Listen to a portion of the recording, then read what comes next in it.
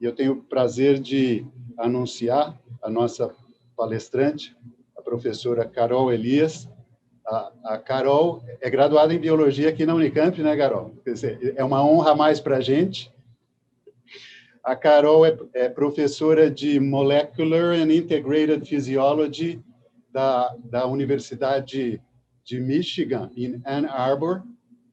E a Carol teve um papel fundamental e tem um papel fundamental na caracterização tanto dos efeitos da leptina do sistema nervoso central, assim como na caracterização de neurônios neurônios hipotalâmicos que participam da regulação de várias funções relacionadas à reprodução. Certamente a contribuição científica da Carol é muito grande, mas tem algo que eu acho assim ainda mais importante na Carol, é que ela foi para os Estados Unidos, eu acho que tem já mais que 10 anos, né, Carol? E ela manteve um vínculo muito importante com o Brasil. Ela participa da formação de vários jovens cientistas brasileiros, e 2 exemplos importantes da mão da Carol formando pessoas. Vocês puderam ver aqui, hoje mais cedo, o Márcio Torsoni, ontem o Donato, e além deles, ela participou da formação de muita gente. Então, quer dizer, esse é um papel que nós, como cientistas brasileiros, temos que considerar muito importante, porque vários centros, eu cito aqui o ICB da USP, a Unicamp, Ribeirão Preto, tem uma conexão muito grande com a Carol, e vários desses pesquisadores podem mandar jovens talentos para ir treinar lá com a Carol. Então, eu gostaria, em nome dessa sociedade aqui, agradecer esse papel fundamental que você faz para a ciência e essa ajuda contínua que você tem com a formação de jovens cientistas brasileiros. Então, com isso, eu passo a palavra para você e a gente vai poder aproveitar um pouco do seu conhecimento. Obrigado, viu, Carol? Obrigada a você, Lício. Para mim é um prazer enorme poder falar com o pessoal aí no Brasil, com o pessoal da Unicamp, pessoal do Estado de São Paulo em geral. E, como você disse, eu adoro receber o pessoal do Brasil, não só porque eu sou brasileira, mas porque eu sei que eles são muito bem informados, como mesmo o professor Miguel Lopes falou, é sempre gente competente que vem para cá. Eu queria também dizer que, assim, eu sou uma grande fã de vocês, eu sempre comento isso para todo mundo, eu acho que o grupo de vocês é fantástico, esse simpósio está sendo realmente muito legal. Pena não ter podido participar mais, porque quando a gente fica nessa história de Zoom, você fica vendo outras coisas, e o laboratório está andando, e seria bom se a gente estivesse aí e tivesse esse contato pessoal com todo mundo, mas é isso que dá para fazer, bola para frente, quem sabe no futuro, né? Bom, deixa eu mandar logo minha tela aqui para vocês, para a gente começar, que a gente não tem muito tempo também para ficar falando de outras coisas boas. Bom, eu vou falar para vocês, como o Lício falou, eu trabalho mais nessa área de reprodução, metabolismo e reprodução. Então, como que o metabolismo pode alterar a reprodução em diferentes níveis, tanto no macho quanto na fêmea, né, no homem e na mulher. Mas como esse simpósio é mais voltado para questões metabólicas, obviamente com comorbidades, eu decidi falar de uma linha que a gente trabalhou mais no passado recente e que tem a ver com o que a gente faz na área de reprodução e pode ser bastante interessante para vocês, para o grupo de vocês. E muito do que eu vou falar está publicado, mas eu gostaria de trazer para discussão, porque essa história da PI3 quinase é uma confusão, uma bagunça, é uma via muito promíscua e muitos fatores de crescimento e leptina, insulina também usam a PI3 quinase, então eu achei que era uma boa ideia fazer uma discussão sobre isso e receber o feedback de vocês também.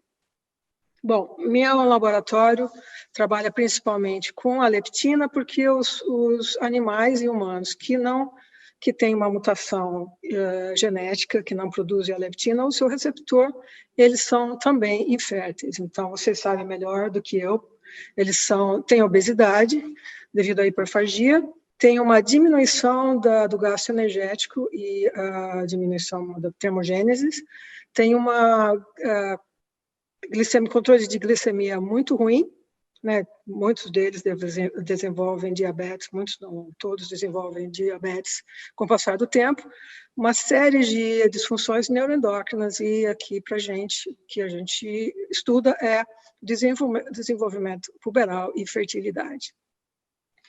Bom, a via de sinalização. A via de sinalização, como todo mundo sabe, leptina, o receptor de leptina é um receptor do tipo citocina. Então, a gente tem aqui o JAK2, os resíduos de tirosina que são fosforilados, e vários laboratórios trabalharam com a deleção ou o silenciamento dessas tirosinas, a fosforilação dessas tirosinas, desses resíduos, e o que a gente viu é que, na verdade, se a gente silenciar todos esses 3 resíduos, a gente não vê uma alteração muito séria, muito profunda, importante, na relação da fertilidade, no desenvolvimento puberal. Então, a gente vê, sim, questões metabólicas, problemas metabólicos, então, principalmente aqui na via do STAT3, mas quando a gente tenta combinar deleções e fazer deleções de outras vias fosforiladas, a gente não vê uma alteração importante, os animais continuam férteis e entram na puberdade relativamente de uma forma normal. E foi daí que a gente entrou na enrascada de olhar para uma outra via, que é a via da PI3 quinase. E eu digo uma enrascada porque vocês sabem que essa via, como eu falei no início, é uma via promíscua e está todo relacionado com um monte de outras coisas. Por isso que no título da minha apresentação eu falei, será que o que a gente está fazendo com esses animais é uma resposta da leptina ou é simplesmente uma questão de alteração de outras vias que também utilizam os mesmos neurônios? Bom, como que a leptina ativa a via do PI3 quinase? Não é muito claro ainda, mas parece que depende aqui do substrato do receptor de insulina. A gente tem 2 subunidades, uma regulatória e outra catalítica, e daí elas se juntam, transforma a PIP2 em PIP3, e daí aqui a gente tem a fosforilação da AKT, a AKT tira o FOXO 1 do núcleo, do DNA, e daí libera a transcrição de alguns genes.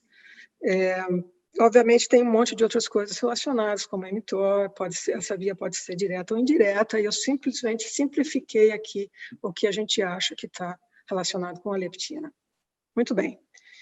Então, eu vou falar para vocês do trabalho que o Davi fez quando ele estava comigo, e essa é a primeira parte do trabalho. Então, o que acontece quando a gente deleta a PI3 quinase das células que têm o receptor de leptina? E no final, eu vou falar o que a gente está explorando. Será que é mesmo essa via? E isso foi feito pela Bia. A Bia fez o doutorado lá em Ribeirão, na USP, e atualmente ela é pesquisadora aqui na Universidade de Michigan, não no meu laboratório, no outro laboratório, e o Davi atualmente também é pesquisador, voltou para a Espanha, na Universidade de Córdoba. Bom, meu laboratório também trabalha com as vias relacionadas com a leptina, e a gente, junto com outros grupos, definiu essas vias que estão relacionadas com a reprodução. Tem duas áreas importantes para a gente, que é o núcleo arqueado e o núcleo pré-mamilar ventral. Então, essas 2 regiões têm aqui uma grande densidade de neurônios que expressam o receptor de leptina, e aqui a gente está vendo por um reporter, a EGFP, e elas estão relacionadas com também a ação da leptina na fertilidade, na reprodução.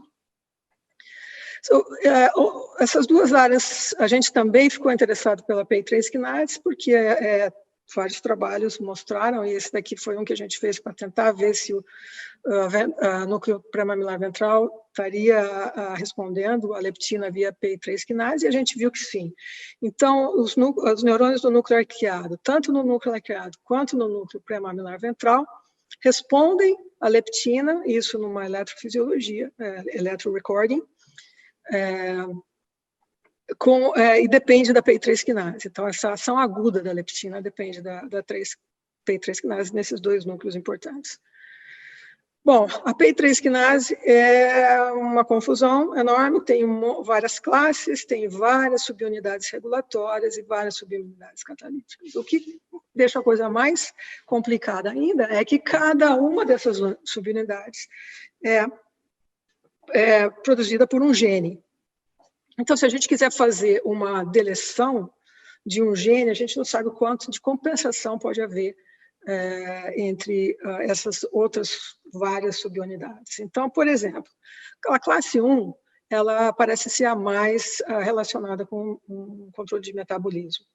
Então, só na classe 1 a gente tem 5, 6 subunidades regulatórias, o tipo P85, P55, e a gente tem 3 subunidades catalíticas, que são importantes nessa questão do metabolismo, e especificamente as subunidades alfa e beta, que estão bem expressas no hipotálamo. Então, a gente achou que, talvez olhando para essas duas aqui diretamente, a gente pode criar uma disfunção da via e estudar o PI3 quinase em fisiologia de modo geral. E daí a gente criou esse animal. Só que esse animal é um pouquinho complicado, porque a gente precisa de 3 genes e os 3 têm que estar em homozigose. Não pode ser heterozigoto, porque não funciona direito. Então, a gente tem aqui o receptor de leptina, de forma longa, expressando o CRI em homozigose, o que é o P110-alfa e o P110-beta. São flanqueados por sítios LOXP. Quando a gente gerou esses animais, a primeira coisa que a gente olha, é claro, né, é receptor de leptina, é o metabolismo. O metabolismo dos machos aqui, o que a gente viu foi uma surpresa enorme, porque o que a gente viu era mais ou menos o contrário do que a gente esperava. Se você está deletando a sinalização da leptina, você espera que o animal seja um pouquinho mais obeso. E a gente viu o contrário. A gente viu que esses animais, com a deleção das duas subunidades, eles são mais magros. Eles são, na verdade, têm menos massa magra e têm menos massa gorda. Quando a gente olha por causa dessas duas diferenças, parece que é uma proporcional. Aqui a gente deu uma olhada no tamanho do animal, no comprimento do animal, e a gente viu que eles são menores. Então, eles são mais magros, têm menos gordura, menos massa magra, e eles são menores em comprimento. Eles também têm uma maior atividade. Então, aqui, gasto energético, a gente vê durante o dia e durante a noite, aqui, e a gente vê que eles têm uma atividade aumentada. E também tem maior produção de calor. Tem o aumento do CP1 no tecido adiposo marrom. Mesma coisa a gente vê nas fêmeas, a gente tem aqui uma diminuição do peso corpóreo, tem uma diminuição da massa magra, da massa gorda, diminuição do tamanho dos animais, então uma alteração no crescimento dos animais. E aí nas fêmeas a gente também olhou o desenvolvimento puberal. A gente olhou no macho também, mas nas fêmeas é muito mais fácil. A gente consegue acompanhar o início da puberdade, que por exemplo, nas meninas, o aparecimento, o que a gente chama de Tanner Stage 2, né? Que é o aparecimento da formação dos seios. E aí a gente vê quando termina a transição puberal, que é quando a gente tem a primeira menstruação nas meninas ou a menarca. Então, a gente vê isso também nos camundongos. A gente tem a abertura vaginal, que corresponde ao início do desenvolvimento dos seios, e quando a puberdade se completa, que é quando elas apresentam o primeiro estro, que a gente segue por lavagem do canal vaginal. Então, a gente viu que existe um atraso na abertura vaginal, mas o atraso aqui é pequeno. Uns 2, 3 dias só, não é nada muito significante. Mas a gente vê que eles têm um atraso bastante importante para completar a puberdade. Então, até o dia 60 aqui, a gente ainda tinha animais, 25%, 30% dos animais não tinham completado a puberdade. Então, para a gente ter uma ideia, os animais controle em 45, 50 dias, 100%, já completou a puberdade e começam a entrar começam a ciclar e se tornar férteis. Muito bem. A nossa segunda pergunta diante de tudo isso foi, ok, a gente tem todos esses dados meio inesperados, meio malucos, mas qual que é, afinal de contas, a subunidade mais importante no caso da leptina? Daí a gente criou um animal com uma subunidade só, em que a gente deleta Claro que a gente olhou as duas, mas eu vou apresentar para vocês só o P110-alfa, porque foi o que a gente viu o maior número de resultados, maior importância para a leptina. Então, quando a gente fez a deleção da subunidade alfa apenas, a gente vê um fenótipo bastante semelhante, talvez não tão dramático, não tão forte, mas a gente vê a mesma resposta aqui. Então, os animais eles são menor, o peso é menor, macho e fêmea. A gente vê uma diminuição da massa magra, da massa gorda, em machos e fêmeas. Também uma diminuição do tamanho.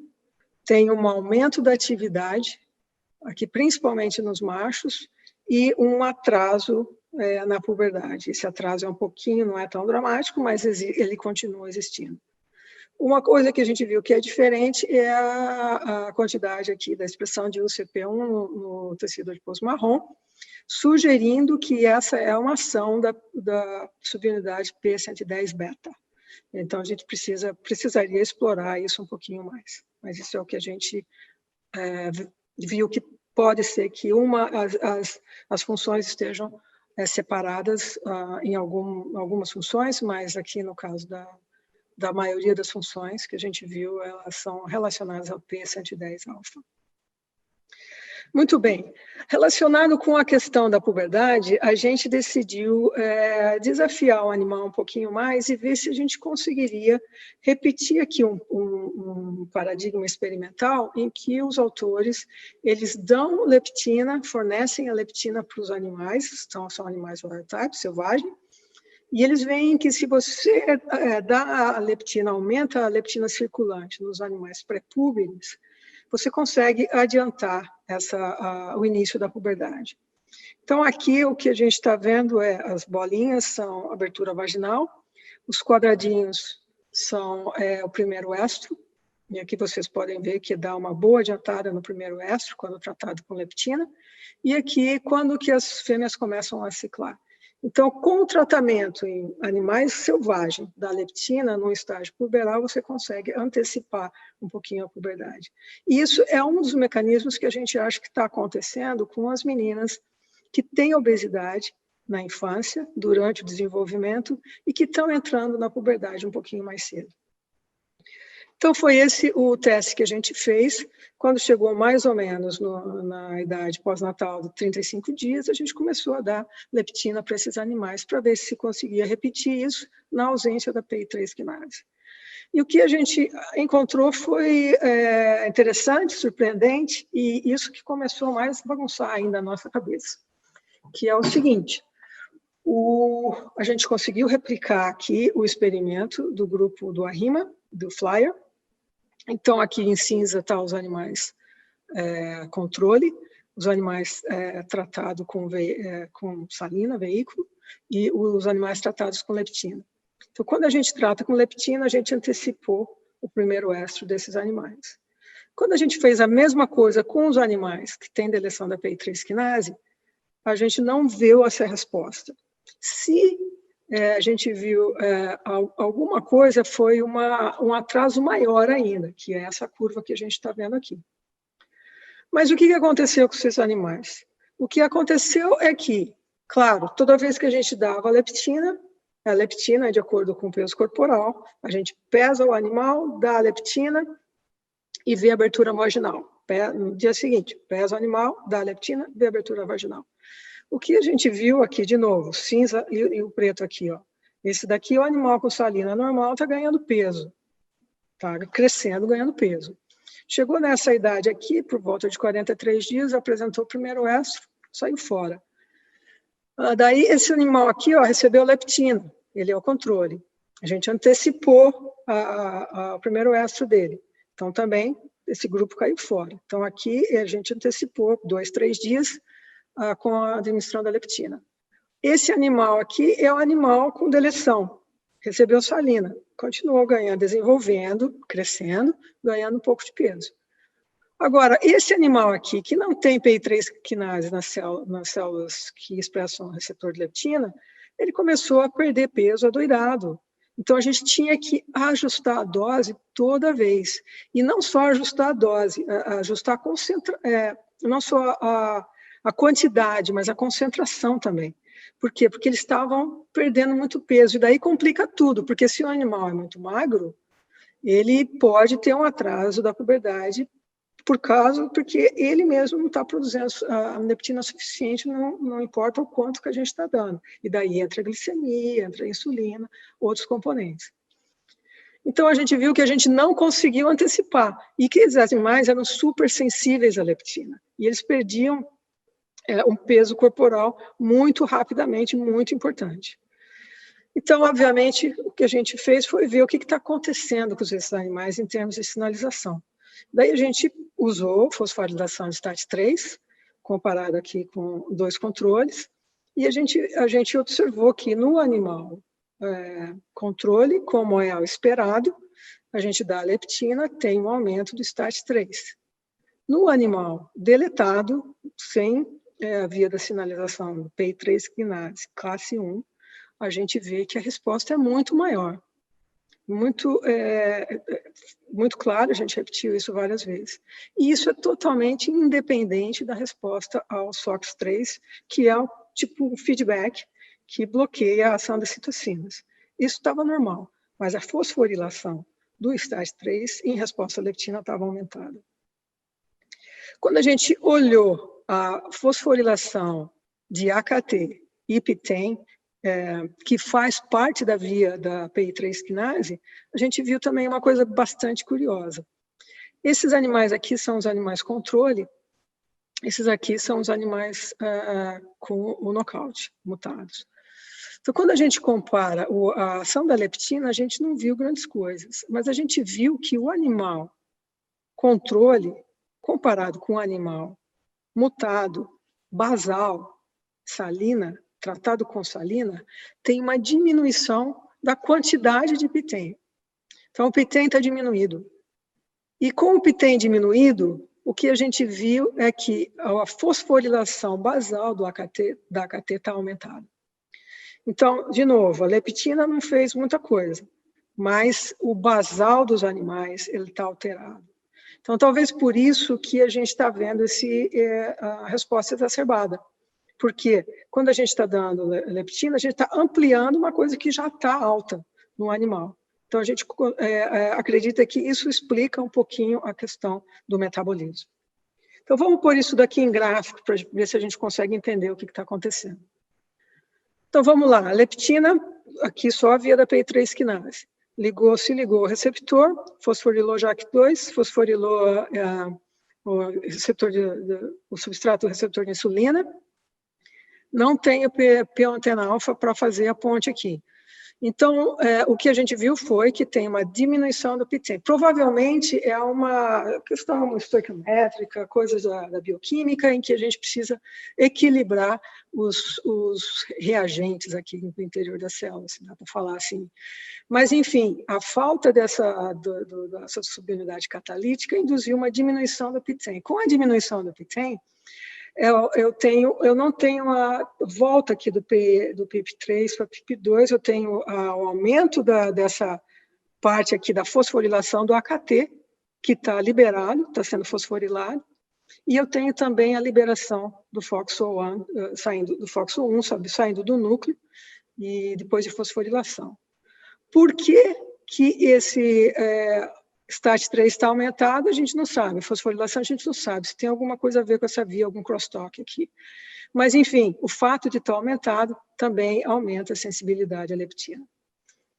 Então, isso aqui é o resumo do que a gente achou, o que a gente viu como resposta nas células PI3 quinase, deletando PI3 quinase nas células leptina. Tem ainda a questão do crescimento e a questão do desenvolvimento puberal. Antes de passar para essas duas fases, para essas duas itens aqui, eu quero falar sobre a questão de se isso é realmente um efeito da leptina. E a primeira questão que vem para a gente é, bom, se essas células respondem à insulina, você pode também estar deletando a resposta à insulina. E é pura verdade, e é isso que a gente sabe que está acontecendo. Existe uma integração, uma correlação, não são exatamente as mesmas células, mas algumas células são iguais, são as mesmas que respondem aos dois. Então, a gente decidiu testar isso daí fazendo um outro animal experimental aqui. Então, nós usamos o mesmo receptor de leptina, um CRI, e deletamos o receptor de insulina, nesse caso. Então, todas as células que têm receptor de leptina não têm receptor de insulina. Então, se o que a gente está vendo com a deleção da PI3 quinase é por causa da via da insulina, a gente deve ver um fenótipo aqui semelhante. Inicialmente, a gente determinou onde que estão essas células que respondem aos dois, então a gente usou aqui um reporter para o receptor de leptina, e a gente identificou as células pelo tomato, e daí a gente injetou a insulina e marcamos os neurônios com fósforo AKT e FOXO1. Então, você vê a translocação do FOXO1 do núcleo. A gente conseguiu quantificar, e a gente viu que no núcleo arqueado, que é uma região super importante, como vocês sabem, a gente tem por volta de 50% das células, um pouquinho menos de FOXO1, um pouquinho mais de AKT, que respondem a células que têm receptor de leptina, que respondem à insulina. Muito bem, o que a gente achou? A gente achou uma história muito diferente, que não é nada comparável com a história da PI3 quinase. Então, a gente viu aqui um ponto só de diferença, que a gente acha que isso deve ser um dia de briga lá da colônia, um mau humor entre os animais lá, mas isso aqui não foi consistente e a gente não vê uma diferença muito grande, nem em macho nem em fêmea. A gente vê um aumentico de nada da quantidade de massa gorda, um pouquinho, que deu significância aqui, estatística, e a gente viu interessante que esses animais, eles são, embora eles tenham um pouquinho mais de massa gorda, eles têm uma melhora no GTT, na glicemia aqui, em resposta à glicose, tolerância à glicose. Isso não tem nada a ver com o que a gente viu com o PI3 quinase. Então, é bem diferente o fenótipo que a gente está vendo. Lembra que é só 50% das células na região do arqueado que a gente está deletando. E daí a gente foi ver se tem alguma alteração da sinalização. A gente fez sinalização para insulina e sinalização para leptina. A gente usou fosfo-AKT e fosfo-STAT3. E a gente viu que não tem alteração nenhuma. Mas isso daqui é quando a gente pega o hipotálamo todo. Então, porque a gente tem outras células que respondem à insulina e leptina, a gente não vê nada muito significante e então a gente não viu essa alteração. Talvez, se a gente conseguisse isolar cada célula do arqueado, a gente conseguiria ver em um grupo específico de células que não está respondendo. Mas o fato deles não estarem respondendo não causou nenhum fenótipo muito importante nesses animais. Muito bem. Qual que é a conclusão que a gente chegou disso? Insulina provavelmente não é.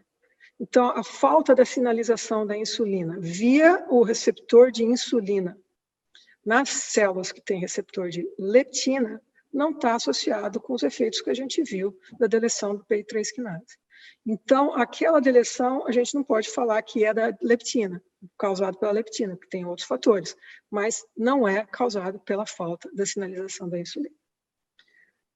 Essa para metabolismo. Vamos voltar para a parte de reprodução, que é o que mais interessava para a gente. Muito bem.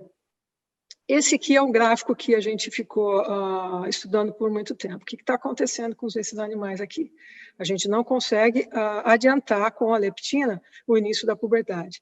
E uma coisa interessante que a gente viu é que esses animais que são tratados com leptina, que têm um avanço da puberdade, eles também crescem mais.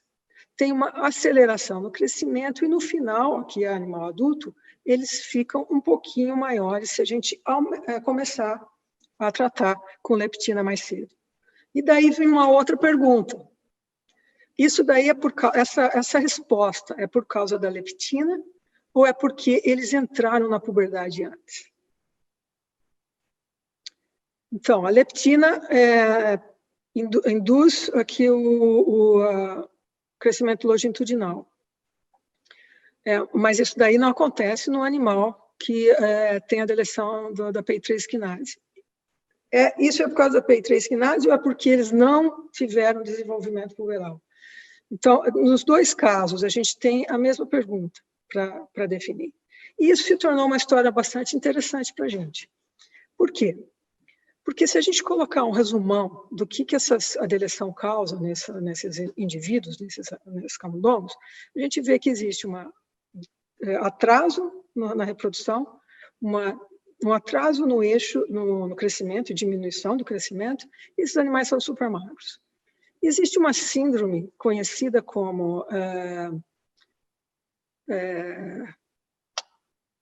atraso constitucional do crescimento e da puberdade. Desculpa, não lembro o nome exatamente em português, mas é Constitutional Delay in Growth and Puberty. Então, isso daí é muito comum em meninos. Então, essa molecadinha aqui, ó, todos têm a mesma idade, mas vocês estão vendo um deles que ele parece mais jovem. Ele não teve ainda o desenvolvimento puberal, e o crescimento está atrasado, e normalmente esses indivíduos, esses rapazes, são magros. São um pouco mais magros. Então, para a gente tentar identificar provavelmente o que está acontecendo aqui, a gente usou fizemos um mapeamento usando sequenciamento. Nesse caso, a gente usou o TRAP-seq, que significa Translating Ribosome Affinity Purification, que é o RiboTag, que a gente chama também. Então, a gente deu a leptina para esses animais, então aqui a gente tem animal que não tem leptina, tratado com leptina, animal que não tem leptina, tratado com salina, e o animal normal. Todos fêmeas. Depois de 3 tratamentos com leptina, a gente viu que os animais apresentaram a abertura vaginal. Essa é a hora que a gente queria ver o que está acontecendo, porque a gente quer ver o que está acontecendo com o crescimento e puberdade. Então, daí a gente selecionou esses animais, pegou essas 2 regiões que interessam para a gente, núcleo pré-mamelar ventral e núcleo arqueado, isolou só os neurônios que têm um receptor de leptina e fez o sequenciamento. Daí o que a gente viu é que, então aqui a gente tem as 3 colunas, receptor o BOB, os animais obesos, o selvagem e os obesos tratados com leptina. E quando a gente identificou, como vocês imaginam, um monte de genes, quando a gente fez aqui a ontologia genética, a gente viu que duas vias aqui estavam bem delimitadas. Uma era a PI3 quinase, que muito interessante pelo trabalho que a gente estava fazendo, mas também a vida aqui da sinalização do estrógeno nesses animais. E por que isso daí é interessante? Isso é interessante porque durante a puberdade, o que acontece, essa aqui é a sequência da puberdade, aqui em meninas e meninos. O que acontece é que os indivíduos começam a entrar em puberdade, começam a apresentar as alterações típicas da puberdade, de secundárias dos esteroides gonadais. Então, aqui nas meninas, começa a aparecer o desenvolvimento dos seios, e durante essa fase aqui, eles dão aquele esticadona, que crescem pra caramba, que é essa fase de crescimento puberal. Então, isso acontece porque tem um aumento dos esteroides gonadais. Principalmente, tem outras coisas também, mas isso é muito importante você ter aqui a ação, tanto para os meninos quanto para as meninas, da ação dos receptores gonadais. Bom, então, imagina o seguinte, o indivíduo não entra na puberdade, não tem aumento dos esteroides gonadais, não ativa o eixo somatotrópico, não cresce. Então, não tem nada a ver com PI3 quinase, é uma outra história. Então, a gente, para testar esse sistema, o que a gente viu? Bom, onde que os receptores de estrógeno atuam? Para desenvolvimento e crescimento, provavelmente, no eixo aqui dos hormônios de crescimento. Então, a gente viu que o hormônio de crescimento, neurônio liberador do hormônio de crescimento, que é o GHRH, eles têm, metade dos neurônios, eles expressam receptor de estrógeno, tanto em machos quanto em fêmeas. Então, a gente decidiu deletar o receptor de estrógeno, para ver o que acontece. E a gente viu que acontece uma coisa muito parecida com o que acontece com o fenótipo dos animais que tem a deleção do PI3 quinase.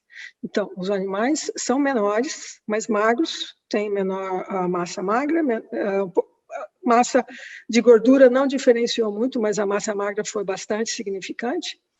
Eles têm uma diminuição do comprimento, né, do crescimento, tanto machos quanto as fêmeas.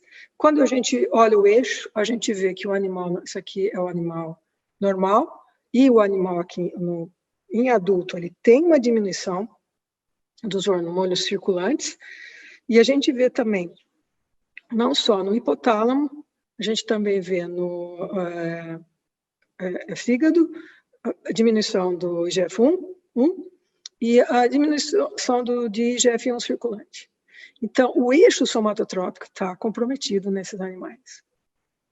Muito bem. A conclusão que a gente tirou disso é que o receptor de estrógeno tipo alfa nessas células de HRH, ela é necessário para o crescimento. Tem uma ação muito vagabunda, tem uma açãozinha na puberdade, mas não é muito importante, é mais no crescimento. Então, a outra conclusão que a gente chegou é que, provavelmente, a diminuição que a gente vê nesses animais, ele é parcialmente relacionada a atraso da puberdade. E porque tem um atraso também no aumento dos esteroides gonadais. Esse daqui, então, é o nosso novo working model, já estou acabando. A gente tem aqui a modulação da puberdade, tempo do início da puberdade, finalização da puberdade pela leptina. A via da PI3 quinase parece estar envolvida de alguma forma.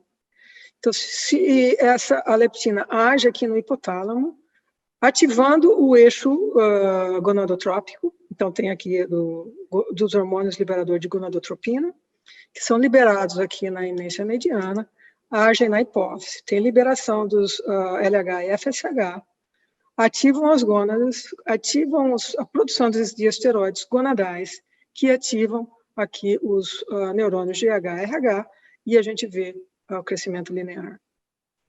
Isso daí é o que a gente... Isso é um modelo que a gente está trabalhando. O que a gente não pode esquecer é que tem ainda vários outros fatores que podem estar implicados. Por exemplo, receptor para IGF-1. Então, tem ainda muita coisa para entender essa via, mas isso mostra que, para a nossa pergunta, é realmente o efeito da leptina? Eu diria que não completamente, ela é parcial. Por quê? Porque ele altera vários sistemas fisiológicos no animal. Eu queria agradecer aos membros do meu laboratório, o pessoal que foi mais empenhado para desenvolver esse trabalho, colaboradores aqui, da onde vem a verba para a pesquisa, aqui para o Donato, um agradecimento especial, que ele começou a fazer o trabalho da PI3 quinase um pouquinho antes de voltar para a Universidade de São Paulo. Então, ele também é parte desse trabalho. Estou pronta para qualquer questão. Muito obrigado mais uma vez, Lício. Muito prazer estar aqui. Carol, muito obrigado pela excelente palestra. Aqui, eu sei que você não está morando no Brasil, talvez você não esteja acostumada com a terminologia, mas eu diria que você está bombando aqui na internet. Tem um monte de perguntas. Nós não vamos conseguir fazer todas por causa do tempo, vamos fazer algumas. Se você puder, se tiver tempo, se você conseguir conectar por via do YouTube, o pessoal foi colocando pergunta lá, e aí, às vezes, você pode responder diretamente para alguns deles, aqueles que a gente não responder aqui, tá bom? Tá bom, beleza. Vamos lá. Então, vamos para a primeira aqui. A primeira pergunta é do Pedro. Pedro é um aluno aqui do laboratório, professora Carol. E ele pergunta, por acaso, a deleção de PI3 quinase alfa-beta, né, pode afetar a sinalização do hormônio do crescimento? Pode. Então, essas são uma outra pergunta óbvia, muito importante, obrigada. Sinalização do hormônio de crescimento. Então, a gente pode ver poderia testar o IGF, receptor de IGF-1, poderia testar o receptor do hormônio de crescimento, certo? Então, o receptor do hormônio de crescimento age via PSTAT5 e eu suponho que PI3 quinase também esteja envolvido. A gente já tem trabalho fazendo esse tipo de coisa. Então, quando tem a deleção do GH, o receptor de GH nas células leptin receptor, não tem um fenótipo como esse.